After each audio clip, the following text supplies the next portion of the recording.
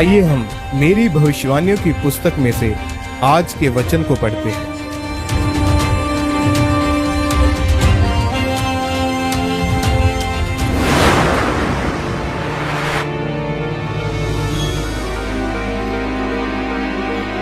परमेश्वर के वचन इफिसियों 4 अध्याय उसकी 29 आयत में लिखा है, कोई गंदी बात तुम्हारे मुंह से ना निकले, पर आवश्यकता के अनुसार वही निकले जो उन्नति के लिए उत्तम हो, ताकि उससे सुनने वालों पर अनुग्रह हो। सब कहें आमीन।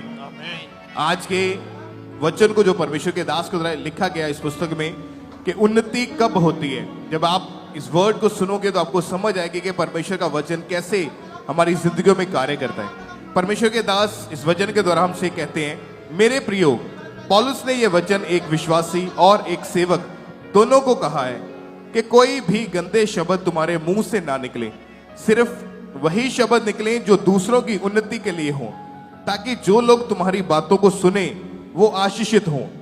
जब मैं शुरुआत में मसीह में आया था तो जब हम प्रार्थना करते थे तो हमें बहुत सामर्थ्य महसूस होती थी, लेकिन प्रार्थना करने के बाद हम इधर उधर की बातें करना शुरू कर देते थे और गंदे शब्दों का प्रयोग करते हुए मजाक करते थे।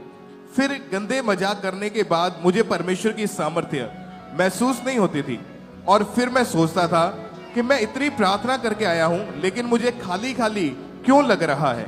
वचन में लिखा है कि जो गंदे शब्दों का प्रयोग करता है और अपने मुंह को नियंत्रण में नहीं रखता है वह उस व्यक्ति के समान है जो अपना धन छेद वाली थैली में रखता है और उसका धन उस छेद से बाहर निकल जाता है। उसी तरह से हम बार बार प्रार्थनाएं तो करते हैं लेकिन अपने मुंह से गंदे शब्द निकालने के कारण अपनी प्रार्थनाओं को व्यर्थ कर देते हैं। इसलिए मैं जो प्रार्थनाएं करता था उन्हें शैतान मेरे मुंह से निकले हुए गंदे शब्दों के कारण व्यर्थ कर देता था, क्योंकि तब मुझे वचन का ज्ञान नहीं था और इसीलिए परमेश्वर मेरी उन्नति नहीं कर रहा था। मेरे प्रियो, बाइबल में लिखा है कि गंदे काम करके, पाप करके पवित्र आत्मा को शोकित मत करो। अगर आज आप टीवी या फोन पर देखें तो गाली निकालना आम बात हो चुकी है और इसीलिए आज ज्यादातर दुनिया श्रापों के नीचे है।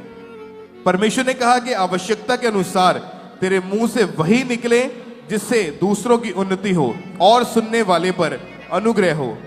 एक लीडर को यह ध्यान रखना चाहिए कि जो वो बोल रहा है क्या उससे सुनने वालों की उन्नति हो रही है या नहीं।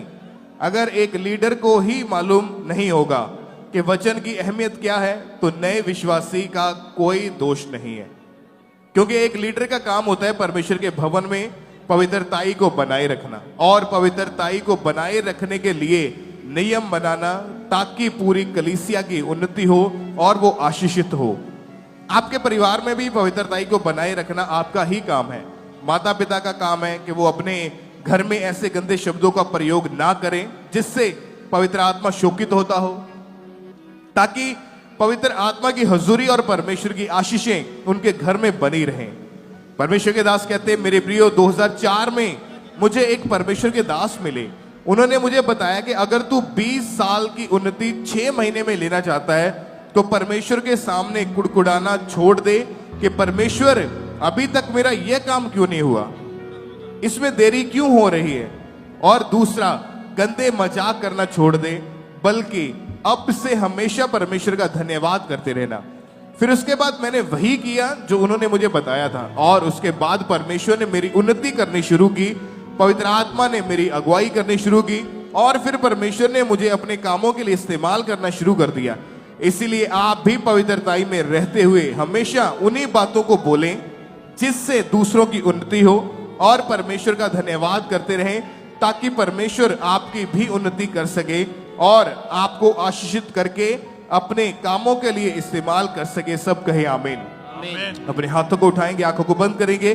कहीं सर्वशक्तिमान परमेश्वर, सर्वशक्तिमान मैं परमेश्वर, अंगीकार करता मैं हूँ अंगीकार करता कि हूँ मैं आज से कि मैं आज से अपने मुंह से अपने मुंह से कोई भी गंदी बात कोई भी बंदी बात नहीं निकालूंगा, नहीं निकालूंगा, कोई गंदा मजाक कोई गंदा मजाक नहीं करूंगा, नहीं करूंगा, हर तरह के पाप से हर तरह के पाप मैं से अपने आप को मैं अपने आप को अलग रखूंगा, अलग रखूंगा, बचा के रखूंगा। बचा के रखूंगा। परमेश्वर परमेश्वर ऐसा करने के लिए ऐसा करने के मुझे लिए अपनी ताकत दे, मुझे अपनी ताकत अपना दे, अनुग्रह दे, अपना अनुग्रह दे, अपना बल दे। अपना बल दे। मैं धन्यवाद करता हूँ मैं धन्यवाद करता आज हूँ के दिन के लिए, आज के दिन के पवित्र लिए, वचनों के लिए, पवित्र वचनों के लिए। आज मैं जैसा आया आज हूँ मैं जैसा आया मैं हूँ सेम वापिस मैं न जाऊंगा।